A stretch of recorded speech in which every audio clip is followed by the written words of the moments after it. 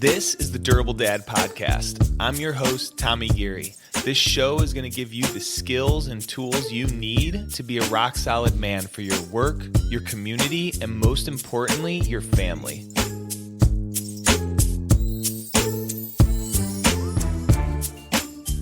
All right, what's up? Episode number 98. We are going to dive right into it because my 2-year-old is sleeping and I don't know when she's going to wake up, and I really want to get this podcast to you. It's a good, solid topic, one of those topics that's come up in a few coaching sessions.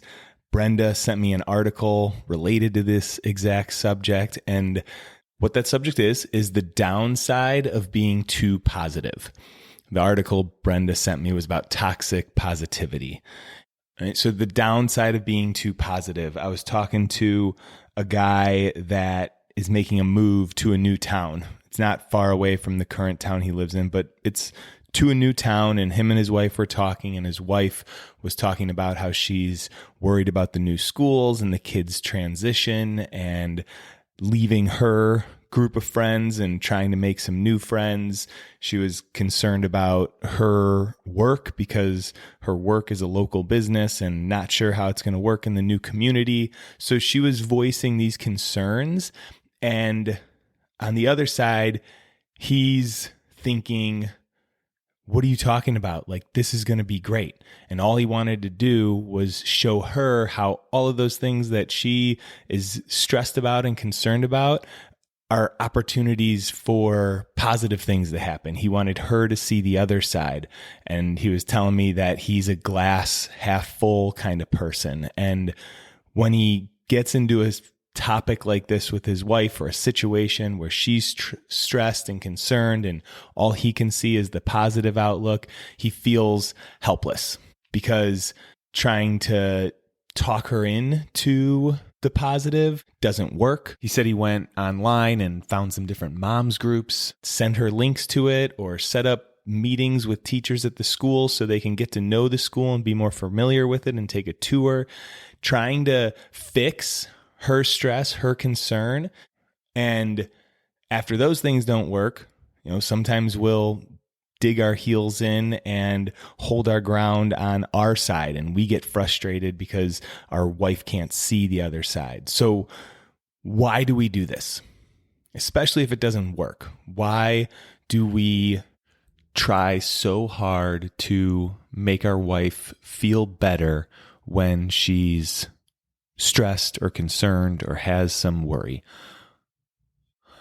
And the reason is that we don't like feeling those types of emotions. We don't like stress, worry, concern, doubt.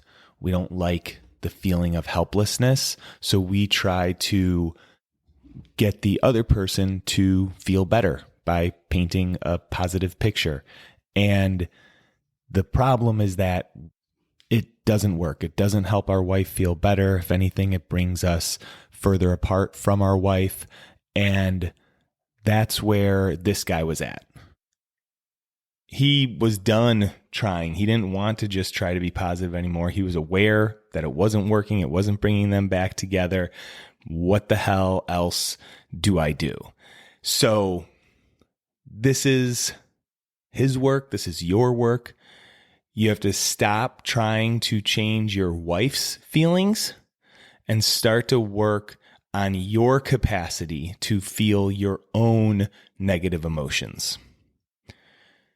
Your ability to embrace your difficult emotions will make your marriage better, will make your marriage easier, more smooth. You become a better husband when you start to learn how to feel your own emotions because you don't argue as much. You are more understanding. You're a better listener, a better communicator. And if you're not sure if this is you, and some of the signs that you're being too positive in your relationship is if your wife's telling you that you're not listening to her, or she says you just don't understand what I'm trying to say. And you're thinking, I'm just trying to help. Why can't you see my side of it? And if that's happening in your marriage, this is a sign that you're probably being too positive. And the longer we do this, the longer we try to minimize our wife's experience, then she's going to stop sharing. Right? The longer we do this, the less she's going to share.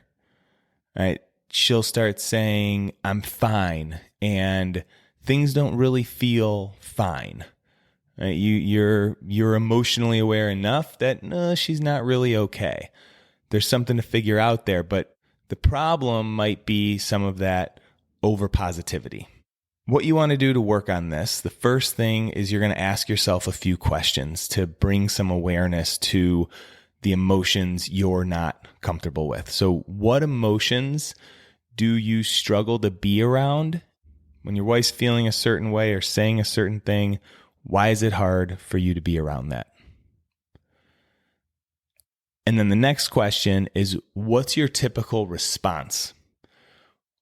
When you don't want to be around your wife because of the big emotion she's feeling, do you feel the urge to fix it really quickly? Do you feel the urge to minimize it? Minimizing it would look like maybe you connect for a second. She tells you about some issues she has with the kids, and you'll say something like, yeah, that's tough. And then you move on without asking her a question or trying to dig in a little bit. That's minimizing it. Or you just move past it quickly. You just don't say anything, wait for her to stop talking, and then you move on to the next subject. So what's your bringing self-awareness to what's your typical response when you're struggling to be around your wife because she's having a certain emotion? Then the next thing you want to do is start naming those emotions. You answer that first question, and then you're like, all right, I get uncomfortable when my wife is stressed, when she's anxious, when she's aggravated, when she's in self-doubt. Those are the emotions, the conversations that I want to fix right away. Once you name those emotions, then you want to build the capacity to feel them without trying to fix them. So have all that negativity around inside of you without trying to fix it. And that's what I do with men. I teach them how to process emotions rather than compartmentalize them, try to explain them away, try to push them to the side for later. And we want to be with our emotions in the moment, because what I've learned is that if you can't handle your wife's fear or worry or concern, it's because you don't have the capacity to feel it yourself. Another guy I was talking to said when his wife is talking about finances, it feels like an avalanche of negativity coming at him. Like, okay, what does that negativity feel like? Oh, it feels fast and my heart's beating. Right? That emotion's actually inside him. It's not her emotions. What else does it feel like as the heartbeat slows down? Feels like there's just a lead ball in my chest and I want it gone. Right? That lead ball in his chest is an emotion. It's energy. And he says he wants it gone. That's the brain saying, I don't like this emotion. So when we process emotion, we stay with that. Stay with that lead ball. We describe it. And as you start to process it, that is building capacity. In the last few years, I've had to build my capacity to feel sadness. That's a difficult, uncomfortable emotion for me because of my past and things that happened growing up and verbal or nonverbal messages that I received told me not to feel comfortable with sadness and not to be sad. Learning that sadness is a lump in my throat, it's a sinking feeling in my stomach, I can have space to let the sadness move around a little bit more rather than bottle it up. So building that capacity has allowed me to be with my daughters more when they're crying and not minimizing their tears and telling them to toughen up, that scrape's not that bad, or that's nothing to cry about. Their sadness is their experience, and I shouldn't try to change how they're feeling. All right, so we want to build that capacity to feel negative emotions, because happiness is not the goal. All types of emotions are going to come and go. There's going to be sad, there's going to be happy. Without sorrow, there's no joy. There's going to be fear, there's going to be excitement, and none of those emotions stick around. They all come and go. We don't want to grasp onto them. And I use the words negative and positive a lot when I'm explaining emotions, but the truth is that emotions are neutral. Right? When we put an adjective in front of any emotion, it implies that we have a bias towards it. So if there was an emotion to aspire to, it's not happiness. We don't want to be more positive. We want to feel more compassion, more love.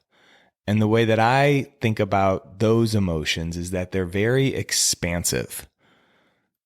Love is expansive, compassion is expansive, and that expanse gives you the ability to feel, to stay calm, to hold space. I might have said it before on the podcast. I heard this one monk visualize an ocean, and just a flat, calm ocean of compassion. And when someone brought a problem to him, it felt like a drop of water in a huge ocean. That's the kind of inner state we want. We don't want a really spiky, wavy, excited ocean going on, and then when a cloudy sky comes, we think that it's ruining our vibe and we got to get rid of that cloudy sky. We want to be able to let the rain come in and be okay with it. Summing this up, we don't want to be more positive. We don't want to find solutions. We want to expand our capacity to feel our own negative emotions, and in turn, we can be more steady, more durable for our wife, in our marriage, for the rest of the people in our life. All right. This work is next level for sure. If you want to learn how to process your emotions, set up a strategy session with me. This is what I can do. I can teach you how to do it in one 50-minute session. Just set up a call, and when you fill in the questions, just say, I want to learn how to process an emotion, and we can do it. It's a skill that we can all learn, and it's probably the skill that's helped me develop in my relationships the most. Brought me closer to my wife, brought me closer to my parents, to my kids. So that's it. That's what I got for you guys. Have an awesome week, and I'll catch you next time.